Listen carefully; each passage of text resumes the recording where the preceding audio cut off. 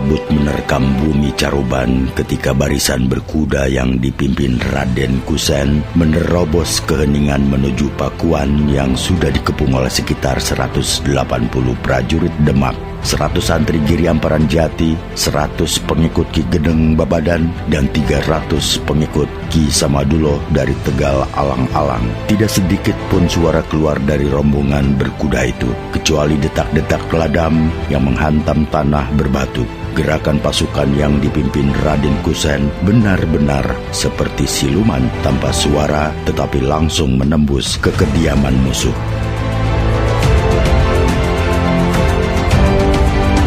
Ketika barisan berkuda berjarak sekitar 3 pal dari Pakuan, tiba-tiba Raden Kusen mengangkat tangan, seperti digerakkan oleh satu komando. Seluruh pasukan berkuda berhenti serentak. Sejenak kemudian, kuda hitam yang ditunggangi Raden Kusen melangkah beberapa depa ke depan. Raden Kusen menepuk-nepukkan tangan 3 kali.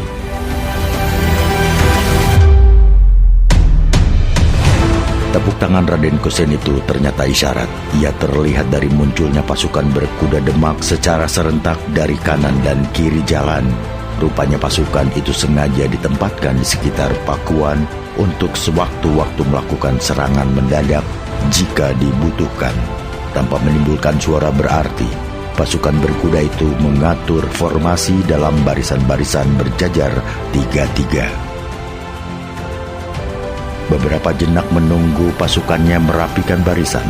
Raden Kusen kemudian menepuk tangan lagi 2 kali. Kali ini rupanya ia memerintahkan seorang prajurit untuk menyampaikan perintah menyerang kepada kepala-kepala kelompok yang sedang mengepung Pakuan.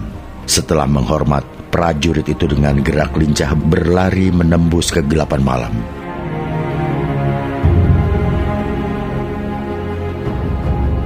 Raden Kusen melambaikan tangan, meminta Ki Samadulo yang berada di belakangnya mendekat. Dengan suara lantang ia berkata perlahan, "Ini pelajaran penting yang wajib dalami calon pemimpin." "Pati yang mulia," saut Ki Samadulo, "takjim. Maksudku segera setelah kita menguasai Pakuan, kita akan bergerak cepat ke Muara Jati lagi," kata Raden Kusen datar. "Ke Muara Jati lagi yang mulia?" guman Ki Samadulo heran.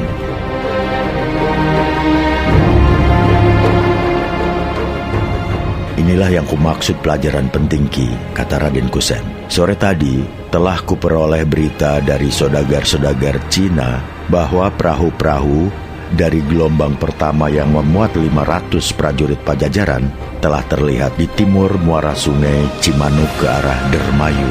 Sedang perahu-perahu gelombang kedua sore tadi baru memasuki perairan Karawang. Jadi bisa dipastikan kalau perahu-perahu dari gelombang pertama malam ini sudah masuk ke perairan Caruban.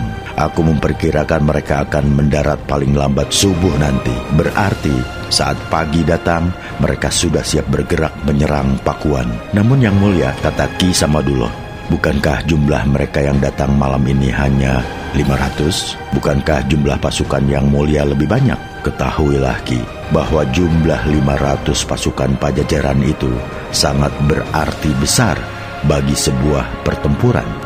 Karena jumlah 500 itu adalah prajurit terlatih, sedang jumlah 700 yang kita miliki hanya 200 dari Demak yang benar-benar terlatih. Sisanya adalah orang-orang yang hanya memiliki keterampilan pencaksilat seadanya, termasuk santri dari Giri Amparan Jati. Jadi Ki, dalam sebuah peperangan, jangan sekali-kali menilai lawan hanya dari segi jumlah. Ini pelajaran penting."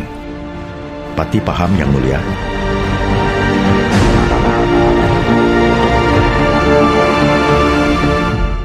Hening malam tiba-tiba dipecahkan oleh pekikan dan jeritan serta gemerincing senjata beradu di kejauhan. Pertempuran nampaknya sedang berlangsung di Pakuan. San Ali dan para prajurit penunggang kuda tampak gelisah menunggu perintah menyerang dari Raden Kusen. Namun Raden Kusen kelihatan tenang dan bergeming mendengar hiruk-pikuk pertempuran di kejauhan.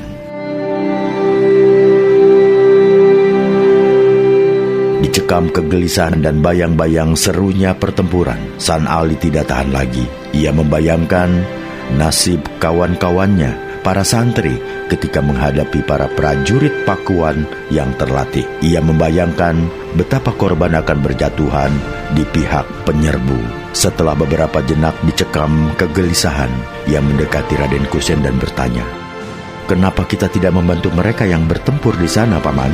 "Kita belum mendapat laporan dari medan laga," saut Raden Kusen singkat. "Laporan dari medan laga?" San Ali heran. "Lihat obor itu." Raden Kusen menunjuk nyala obor yang diayun-ayun di kejauhan. Itu laporan dari prajurit tadi bahwa pertempuran sedang berjalan imbang. Karena itu, sekarang waktunya yang tepat bagi kita untuk menyerang agar lawan terkejut. San Ali berdecak kagum. Agar lawan mengira jumlah kita banyak, maka setiap prajurit akan menyalakan 2 obor. Kita akan menyerbu dari kegelapan dengan suara hiruk-pikuk dan obor yang digoyang-goyang, kata Raden Kusen. Raden Kusen mengangkat tangan kanan, obor-obor secara berurutan menyala. Dalam waktu singkat keadaan sekitar menjadi terang menderang. Raden Kusen mendadak meneriakkan takbir dengan suara menggelegar bagaikan guntur. Sedetik sesudah itu, ia memacu kudanya. Para prajurit di belakangnya buru-buru mengikuti. Bagaikan raga bertubuh api yang merayap di kegelapan malam, begitulah pasukan berkuda yang membawa obor itu bergerak ke arah Pakuan. Ketika jarak barisan berkuda yang dipimpin Raden Kusen dengan Pakuan tinggal 1 pal, serta mereka berteriak-teriak, mengumandangkan takbir ganti berganti dan saut menyaut. Kemudian bagaikan luapan air bah, pasukan berkuda itu menerjang ke arah gerbang Pakuan, tempat para penyerbu dan prajurit Pakuan sedang bertempur. Kegentaran segera meluas di kalangan prajurit Pakuan ketika menyaksikan beratus-ratus cahaya obor berayun-ayun di kejauhan.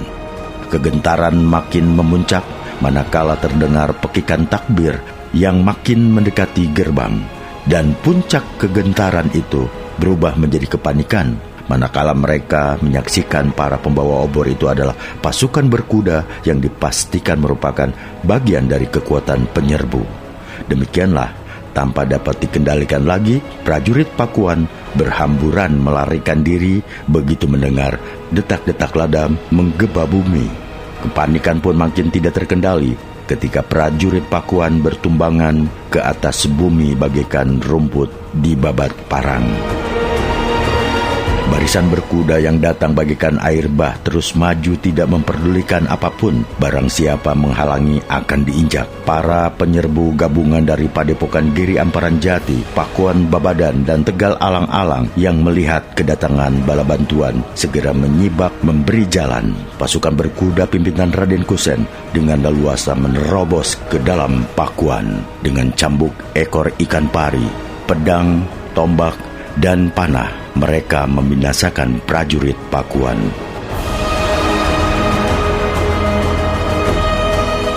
Dalam waktu singkat, pertahanan Pakuan Caruban bobol. Prajurit Pakuan yang bertempur tanpa komando pemimpin itu porak-poranda. Seraya berteriak-teriak kebingungan, mereka berhamburan ke segala arah menyelamatkan diri, sementara sebagian yang lain berusaha menyelamatkan junjungannya, Kuwu Batu, Resi Bungsu, dan keluarga keluar dari Pakuan. Walaupun dengan susah payah, akhirnya Resi Bungsu berhasil lolos dari kepungan musuh. Malam itu Resi Bungsu beserta keluarga dan sedikit prajurit menerobos kegelapan melewati lereng Gunung Cermai menuju Kadipaten Galuh. Setelah sisa terakhir kekuasaan Resi Bungsu terhalau di bawah cahaya rembulan dan di tengah gumpalan kabut, Raden Kusen duduk gagah di atas kuda hitam didampingi Ki Samadullah dan San Ali. Para penyerbu dari Demak, Padepokan Giri Amparan Jati, Pakuan Babadan, dan Tegal Alang-Alang berkerumun mengitari pemimpin mereka. Sementara di luar tembok Pakuan, sebagian barisan berkuda bersiaga menunggu perintah lanjutan. Butir-butir jelaga dari obor terlihat menodai wajah prajurit berkuda, namun mereka bagai tidak peduli. Putaran roda waktu telah membuat mereka berdiam diri dalam ketegangan. Raden Kusen, lelaki gagah dengan kulit putih kemerahan dan mata agak sipit, tetapi setajam Raja Wali itu begitu menakjubkan dan memukau mereka yang berada di sekelilingnya. Putra Adipati Palembang, Aryo Damar itu begitu tenang menghadapi berbagai persoalan. Bahkan menghadapi kemenangan gemilang seperti sekarang ini pun ia mampu mengendalikan kegembiraan. Dengan suara penuh wibawa, Raden Kusen berkata dengan nada mengingatkan, "Kita belum sepenuhnya meraih kemenangan, karena malam ini pasukan gelombang pertama dari Pajajaran akan mendarat di Muara Jati.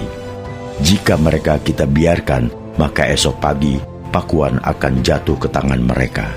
Dan kita semua tahu apa tindakan pasukan Pajajaran terhadap mereka yang dianggap memberontak." Suara-suara segera menggema. Raden Kusen dengan tenang mengamati reaksi ucapannya terhadap orang-orang itu, terutama kepada Ki Samadullah dan San Ali. Hiruk-pikuk itu makin gaduh, namun secara pasti menunjuk pada maksud yang sama, bahwa malam itu juga mereka semua harus ke Muara Jati untuk menghadang pasukan Pajajaran. Daripada dibunuh, lebih baik membunuh. Pekikan takbir pun mengumandang sahut menyahut sebagai tanda kebulatan tekad mereka untuk menyambut kedatangan lawan. Malam itu, setelah menyisakan sekitar 50 orang untuk menjaga Pakuan, Raden Kusen didampingi Ki Samadullah dan San Ali menuju Muara Jati, diikuti barisan berkuda, para santri padepokan, pengikut Ki Gedeng Babadan, dan pengikut Ki Samadullah dari Tegal Alang-Alang. Rombongan bergerak cepat menembus kabut malam yang mulai menutupi permukaan bumi Caruban. Perhitungan Raden Kusen bahwa perahu-perahu pasukan Pajajaran gelombang pertama akan mendarat menjelang subuh menjadi terbukti ketika barisan yang dipimpinnya sampai di Muara Jati. Di keremangan laut sudah terlihat bayang-bayang hitam dari sekitar 30 perahu yang bergerak diam-diam mendekati pantai. Tanpa menunggu waktu, Raden Kusen segera bertindak cepat dengan memerintahkan pasukan panah yang berjumlah sekitar 50 untuk berbaris memanjang sejajar pantai. Tugas utama mereka adalah menembaki prajurit Pajajaran yang akan mendarat. Sementara 50 pasukan tombak disiagakan di lapis kedua di belakang pasukan panah. Di lapis ketiga disiagakan pasukan pedang, cambuk, dan kujang. Barisan berkuda justru ditempatkan paling belakang. Perahu-perahu besar berisi prajurit Pajajaran mendekat pantai Muara Jati, seirama dengan deburan ombak yang membentur lambung perahu yang mulai menyentuh pasir. Berlompatanlah para prajurit ke dalam air yang setinggi lutut. Kemudian, bagai siluman mereka bergerak menepi. Mereka tidak sadar bahwa di sepanjang pantai telah menunggu para penebar maut. Rupanya, Terong Peot, Manggala Yuda pasukan Pajajaran telah memberikan kepastian bahwa prajurit-prajurit dari Pakuan Caruban akan menyambut mereka di Muara Jati.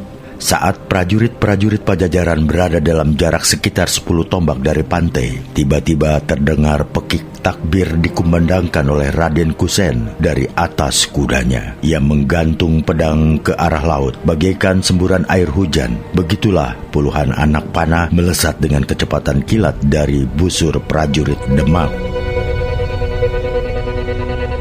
Prajurit Pajajaran yang tidak menduga bakal diserang mendadak terkejut luar biasa begitu mendengar pekikan takbir. Sebagai prajurit terlatih, mereka buru-buru berbalik arah. Namun kesempatan mereka di air tidak segesit di darat. Sebagian di antara mereka, sekitar 30 orang yang berada pada posisi paling depan, langsung bertumbangan ketika anak panah menghujam perut, dada, bahu, leher, dan bahkan mata. Jerit kesakitan pun mengumandang bersahut-sahutan. Sungguh sangat memilukan. Luka akibat panah itu menjadi sangat sakit, terkena asin air laut. Ketika prajurit Pajajaran panik dan berlarian di perairan Morajati, Raden Kusen memberikan komando lanjutan dengan pekikan takbir dan isyarat pedang. Kali ini pasukan lapis kedua berlari cepat ke arah laut. Saat jarak lari mereka dari pantai sekitar 5 tombak, serta merta mereka melemparkan tombak ke arah prajurit Pajajaran. Sejenak sesudah itu, mereka membalikan badan dan kembali ke posisinya semula di belakang pasukan panah. Hujan tombak di kegelapan malam itu dalam tempo singkat menambah jumlah korban di pihak lawan.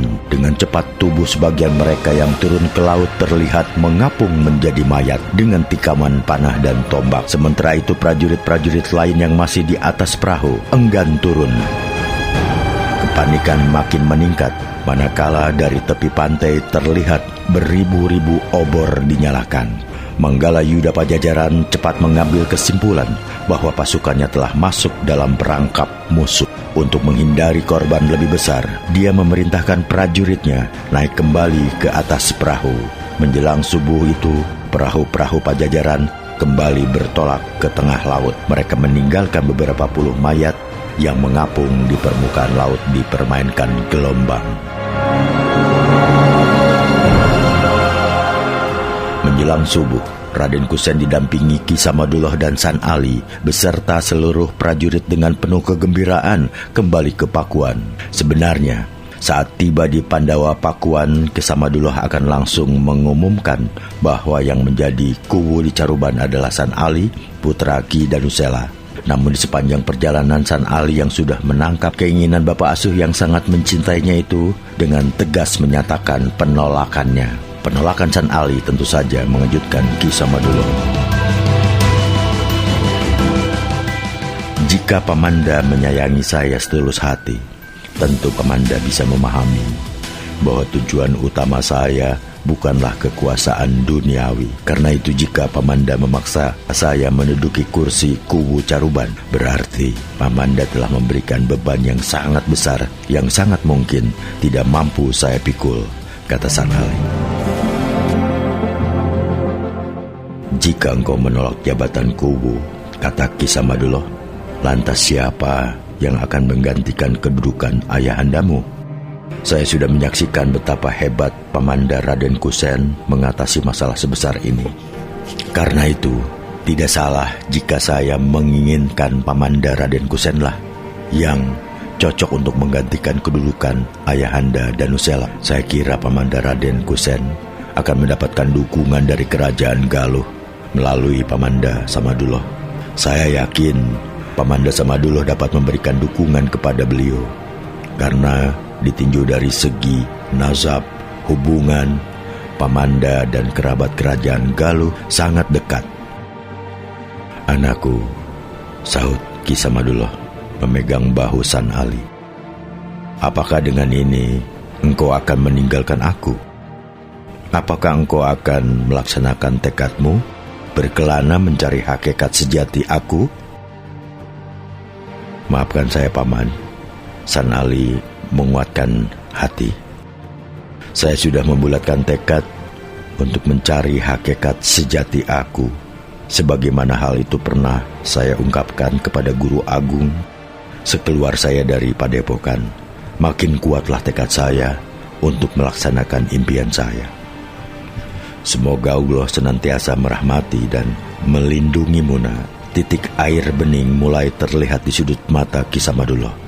Paman, saya mengucapkan terima kasih yang tidak terhingga kepadamu yang telah begitu tulus mencintai manusia sebatang kara seperti saya ini. San Ali berkata lirik. Kenapa engkau berkata begitu, nak? Saya lahir dalam keadaan yatim. Ketika saya bayi, saya sudah yatim piatu. Hanya berkat budi baik ayahanda dan ibunda, Pamanda dan bibi, saya bisa menjadi seperti sekarang ini. Siapa yang menceritakan hal dirimu itu, nak? Ki Samadullah penasaran. Pamanda Resi Bungsu, kata San Ali. Dan ia benar bukan? Ki Samadullah menunduk, butiran air bening jatuh dari kelopak matanya. Saya tahu, Pamanda, bibi, ayahanda, ibunda dan Guru Agung menyimpan rahasia ini agar saya tidak sedih dan merasa sebatang kara di dunia. Namun Paman, dengan terbukanya kenyataan ini, makin kuatlah keinginan saya mengejar impian. Karena menyadari kesebatangkaraan saya, maka saya makin mudah melepaskan segala sesuatu selain Dia yang saya tuju. Sepanjang perjalanan, akhirnya Ki Samaduloh tidak berkata-kata lagi. Dia tenggelam dalam kepedihan. Sungguh jauh di dalam lubuk hati jiwanya ingin sekali ia mengantarkan kemanapun San Ali pergi. Namun keinginan aneh anak asuhnya yang tidak lazim mencari hakikat sejati dia yang tak terpikir dan tak terbayang adalah kemustahilan yang sulit dipahami. Betapa aneh garis kehidupan anak ini. Lahir ke dunia sebagai yatim piatu dan didewasakan di lingkungan padepokan yang penuh keprihatinan. Kini setelah dewasa akan mengemban dengan tujuan melepas kepentingan dunia untuk menuju aku yang tak tergambarkan keberadaannya. Segala pembicaraan Ki Samaduloh dengan San Ali didengarkan dengan cermat oleh Raden Kusen. Ketika mereka tiba di Pakuan, segera dibuat keputusan bahwa kekuasaan Kuwu Caruban dipercayakan kepada Ki Samaduloh. Sebab selain masih keturunan Raja Galuh, dia dianggap paling berpengalaman menjadi pejabat pangraksa bumi, membantu tugas-tugas Ki Danusela. Untuk mengamankan Pakuan, 200 prajurit Demak tetap disiagakan demi membentengi Pakuan dan serangan Pajajaran atau gerakan subversif pengikut Resi Bungsu. Bahkan Raden Kusen dengan penuh keberanian membuat keputusan bahwa Pakuan Caruban bukan lagi menjadi wilayah Pajajaran, melainkan bagian wilayah Kadipaten Demak. Umumkan kepada seluruh warga Pakuan bahwa hari ini, waktu pecat sawer pukul 10, hari Soma Manis tanggal 19, bulan Badra tahun Saka 1392, penguasa negeri ini sudah berganti.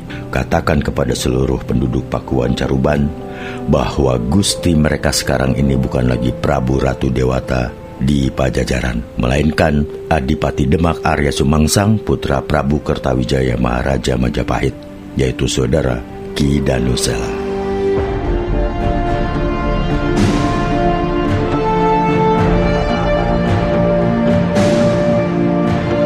San Ali menghadap Syekh Datuk Kahfi untuk berpamitan.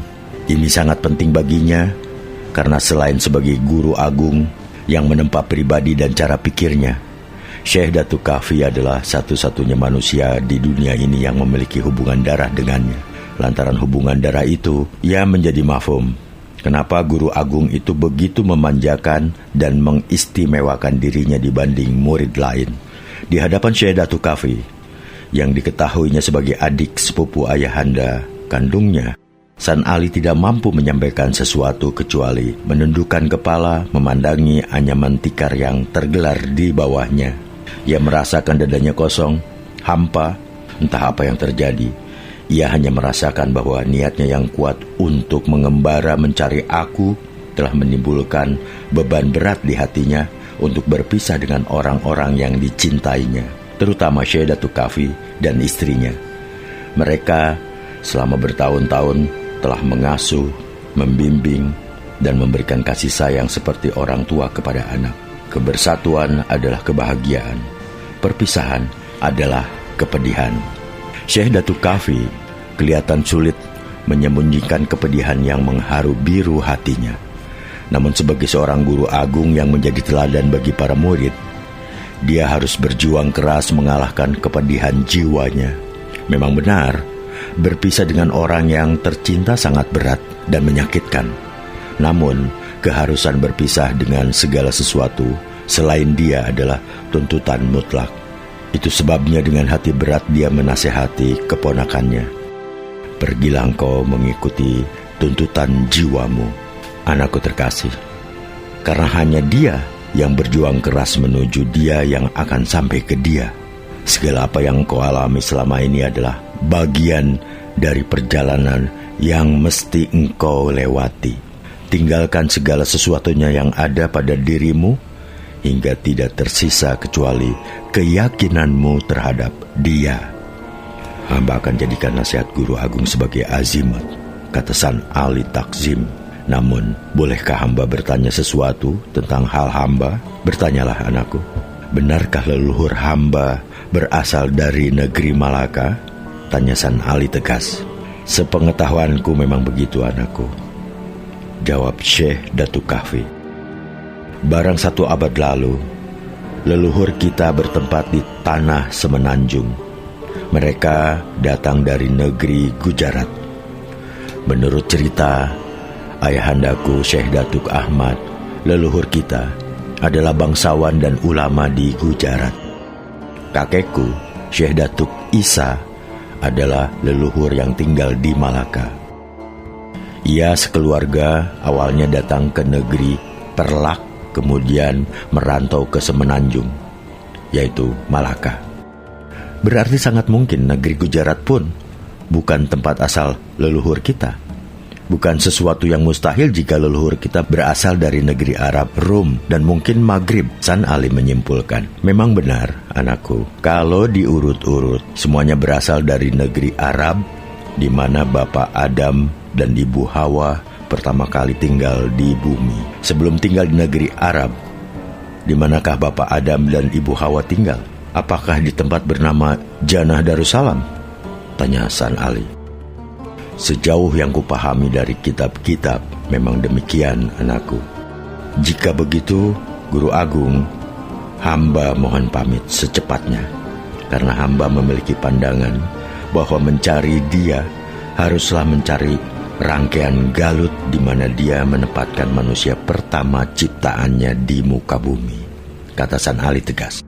Mudah-mudahan engkau menemukan apa yang kau cari anakku, kata Syekh Datuk Kahfi dengan mata berkaca-kaca.